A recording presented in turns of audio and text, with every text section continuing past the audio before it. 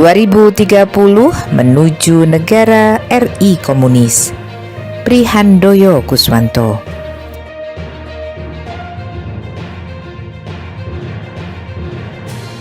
Jika 2024 bangsa ini tidak mampu mengembalikan Undang-Undang Dasar 1945 dan Pancasila dalam kehidupan berbangsa dan bernegara, maka bersiaplah Indonesia akan menjadi negara komunis.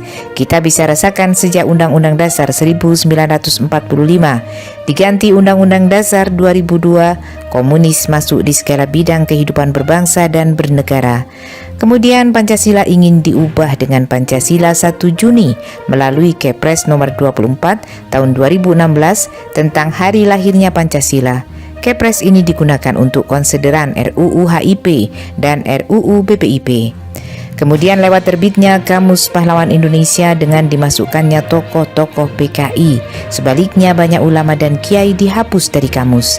Tidak ada yang protes. Dan lucunya, sejarah serangan umum 1 Maret di Yogyakarta, nama Soeharto sebagai pelaku utama bersama Panglima TNI Jenderal Sudirman dan Hamengkubuwono ke-9 dihapus. Kemudian ada juga pernyataan Panglima TNI Andika Perkasa soal anak PKI boleh masuk TNI. Puncak dari strategi menghidupkan PKI gaya baru adalah Kepres nomor 4 tahun 2023 dan Impres nomor 2 tahun 2023 tentang penyelesaian HAM masa lalu. Memutarbalikkan fakta dan menimpakan kesalahan kepada orang lain adalah strategi PKI. PKI sebagai pelaku pemberontakan G30S PKI dan pembunuhan para jenderal justru diubah menjadi korban HAM berat.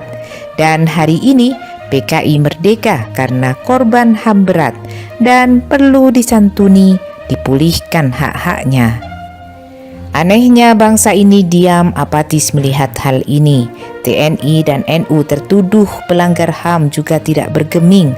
Obor, One Belt One Road Cina, proyek ambisius dengan dana prestisius menjadikan Cina ingin meraih tampuk kepemimpinan dunia melalui hegemoni politik dan ekonomi. Cina telah berevolusi dari penganut ekonomi sosialisme atau komunis menjadi kapitalisme sejati, bersaing dengan Amerika Serikat dan sekutunya. Kehadiran Cina juga menjadi ancaman Amerika Serikat dalam menggusur pengaruhnya di pentas global. Dikabarkan pemerintah Jokowi menyetujui proyek obor yang diinisiasi Cina.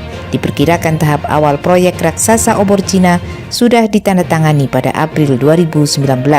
Proyek ini bagi Cina untuk mempermudah koneksi dagang antar negara di Eropa dan Asia melalui jalur sutra maritim. Sebelumnya dalam pertemuan global maritim Fulcrum Belt and Road Initiative, Cina menawarkan rancangan Framework Agreement untuk kerjasama di Kuala Tanjung, Sumatera Utara sebagai proyek tahap pertama. Dilanjutkan proyek di kawasan industri Seimengke dan kerjasama strategi pada Bandara Internasional Kuala Namu.